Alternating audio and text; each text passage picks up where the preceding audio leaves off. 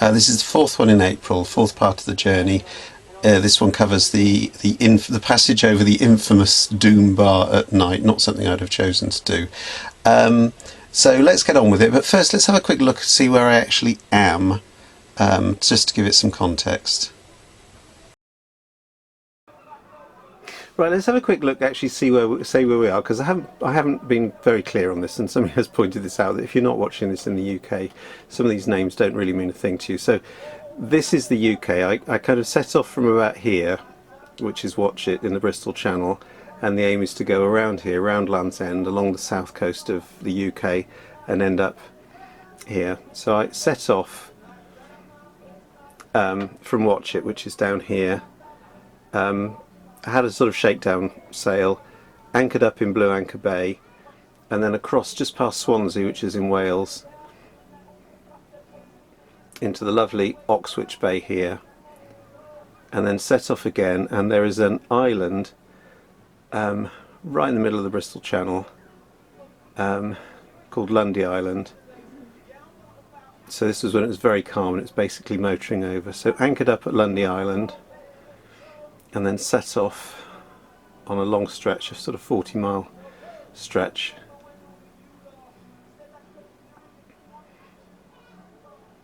from Lundy down to Padstow. There's a little anchorage just around the corner that I was aiming for, but obviously the weather, I had problems with the weather. And then the next step is going to be to get down to here, which is St Ives. And that's kind of the starting off point. From St Ives round to Newlyn is quite a well-known route. You have to get the tides exactly right. It's about 5 hours, and you kind of need the weather and stuff to be right. There are all sorts of hazards and things around Land's End, but anyway, we'll cover that one when we get to it. So hopefully that's clarified things a little bit. So this is about 3/4 of an hour after kind of making the decision to turn around, when I was bashing into 25 knot winds, and the rocky shore looks not too good at all. The sea state certainly out here has calmed down a lot. I don't know if you can still see the coastline. I can still see where I was heading for. And we've got less than 2 knots of wind at the moment, so that was just a real funny squally thing. So as I say, no hurry. I've only got about an hour of daylight left, and I don't want to be messing about in places that I don't know well, unless the moon's out quite bright tonight, which I think it is. We've got a very... So I'll probably just sort of doodle around a little bit and see what's going on, and then if it does look calm, I might just sort of anchor up, but I'll have a watching to anchor watch, and then I'll go in at 3 o'clock in the morning. So given that I set off at 7 o'clock this morning, it's quite a long day, so I can kind of keep going forever until I stop.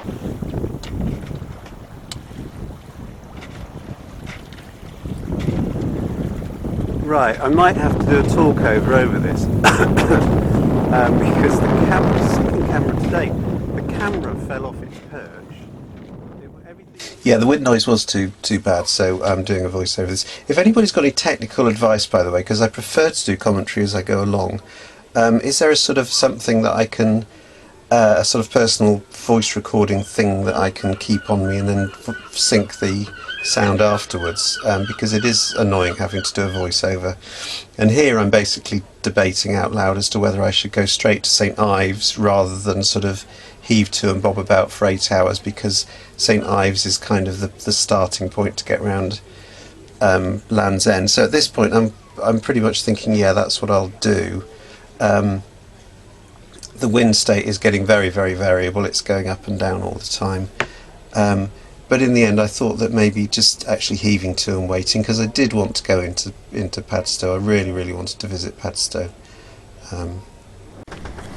So what's the latest then? Let's have a look at these instruments. I'll put them down here, and you can see that the wind speed and the boat speed don't seem to make sense. I'm down below now simply because it's too dark outside, and we're not bobbling about so much, and quite simply my decision is I'm going to heave to for the night. So that's kind of back to plan A, which was to anchor outside of Padstow, and heaving to is kind of the way of anchoring but you're still out at sea. It's safer. I wasn't happy with what was going on at shore. The other option was to actually head straight off down to St Ives, but that's no good because it's not a sheltered harbour. I actually want a few days to recuperate, to fix a few things. Stuff has, a few bits and pieces are broken, and the last straw that broke the camel's back wasn't actually my other camera, so I've wrecked the GoPro. The other camera, which is a second-hand camera that I bought, the screen is now broken because it fell over. I'm back to my good old faithful camera. But the worst thing is that the inverter has broken. It's just a cheap one, it's just stopped working, which means I can't charge my laptop, and without that I can't get decent weather. So right, have a good sleep if that's what you're all off to do next, and I shall be sitting outside. It's a lovely night actually. The moon is bright, and there's something a bit magic being about. So, you know, there's always a silver lining in this. I'm just going to spend a lovely night staring at the sea, staring at the stars, and the wind is due to drop down to about 8 knots by about 3 in the morning, and then I'm going to chuntle off into Padstow and see what happens. So, see you soon. Right, unbelievable. It's about 10 o'clock now, so it's just an hour after I did the last one of these, and we can see that the wind has dropped to 3.4. I'm obviously not moving at all. Still hove to, but this is kind of what was predicted for about now. Dropping from about 15 down to this, which is why the anchorage would have been good. So I'm certainly not tempted to go, and the water, I mean, although you might hear it bobbling about, yeah, I'm not tempted to go back into the anchorage. I think I'd rather sit it out. Look, it's gone down to 0.5, no wind. This is just bonkers today. I've never known such fluctuation in sea state. This is the Bristol Channel. Hello, Bristol Channel. Right, so if you can see, if you follow the yellow line down, that was where I was sort of coming down, and it was getting worse and worse, and the sea state was getting worse, and then you can see where I did a U-turn because it just wasn't looking safe enough to go in there. And then I thought and thought and thought, and then I sort of went off on the first little dog leg, thinking, actually this is the direction of St Ives, maybe I could hop off to St Ives there. And then you can see where it dog legs a little bit, and that's where I've been sitting since heaving to, and we're basically more or less just drifting with the current. So let's leave him, or me, hanging about till the early hours in the morning. Now there's something I haven't mentioned about coming into Padstow, and it kind of, I'm not a naturally nervous type, but Padstow's has this thing called Doom Bar. This is a lovely book by Brian French, and I've known about this since a child, and it's kind of grown in its mystery and so on. It's a dangerous place. This is just a map of a few of the kind of ships that have got. Well, let's have a quick look at it first. So look, here are some people walking their dog on the beach, except it's not a beach. This is Doom Bar, and there's the Port Marker buoy over there.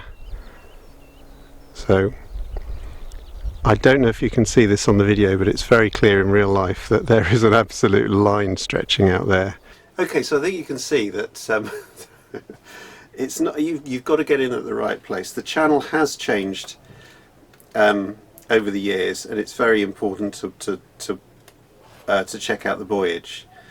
In olden days it used to actually be on the other side. Now this book has got a whole list of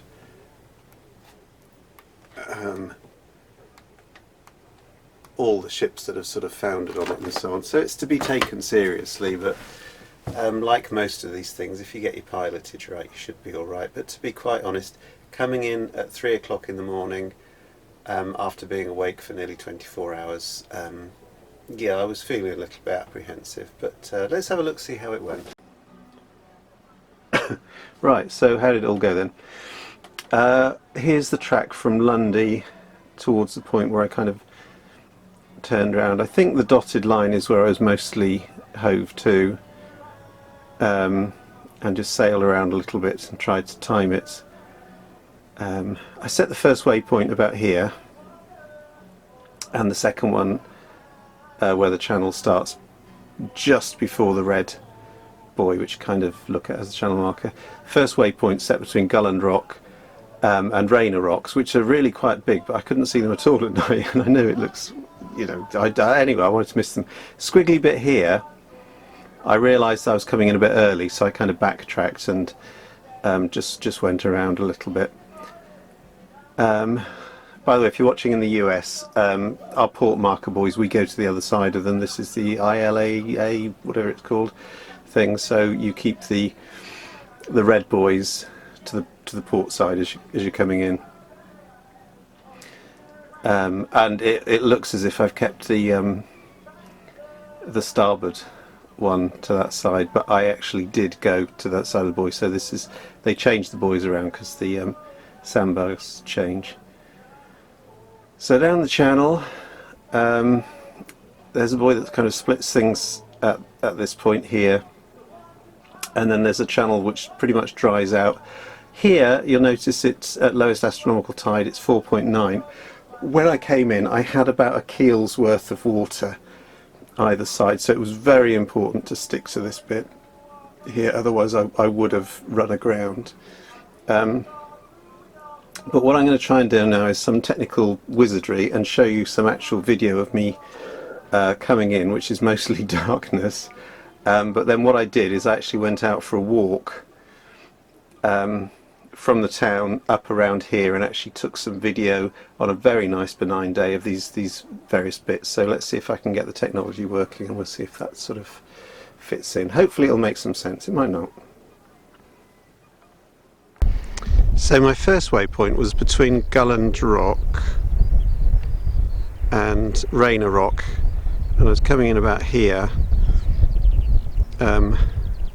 keen obviously to misstep a point, which is why the light is very handy, and then to the first the port buoy, which is around about here, and then the rest of it is plain motoring. And just for context, Lundy Island is about 40 miles in that direction. So this is Stepper Point, and that's the sort of visual tower thing that you can see, but obviously at night you can't see that at all. In fact, you can't see the landmass at all. I certainly couldn't. Right, so this is what that light is kind of guarding you from coming into mischief against. It's these rocks here, so very, very useful. So another almost perfect view of the bar stretching across, and that's the safer bit over there. When you see something like this, when I see something like this, I can really understand these guys out in the Caribbean or more uncharted places where they send their drone ahead to actually have a look at what's going on.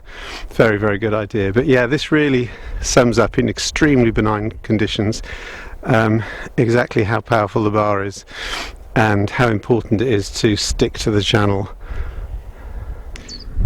Right, so there's the buoy, and you can see clearly that it's one of those ones that kind of splits the channel, and here you need to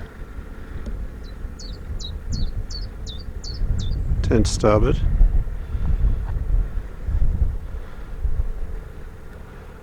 To follow this channel,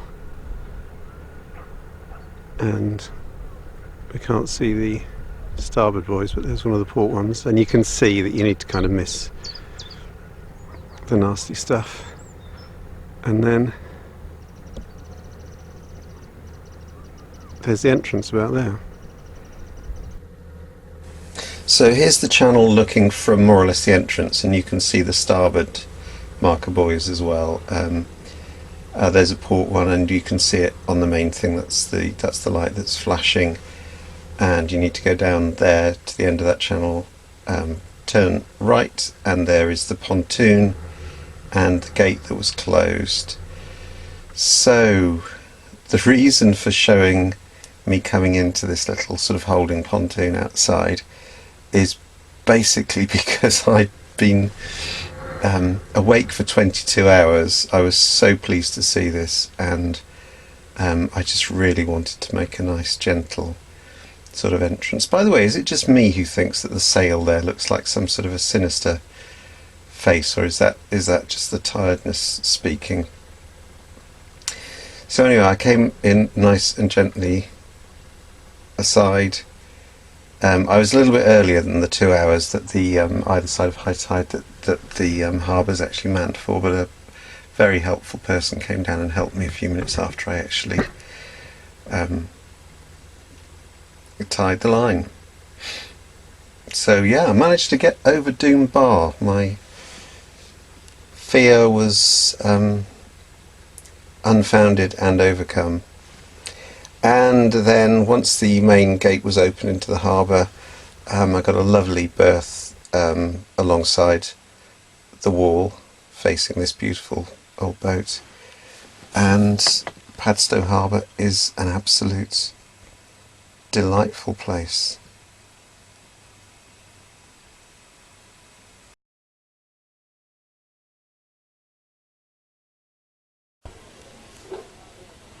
So there you go. There'll be a bit of a gap between the next one. I intend to take some time off and enjoy the lovely, lovely Padstow, have a bit of a rest, and to be quite honest, get some sleep.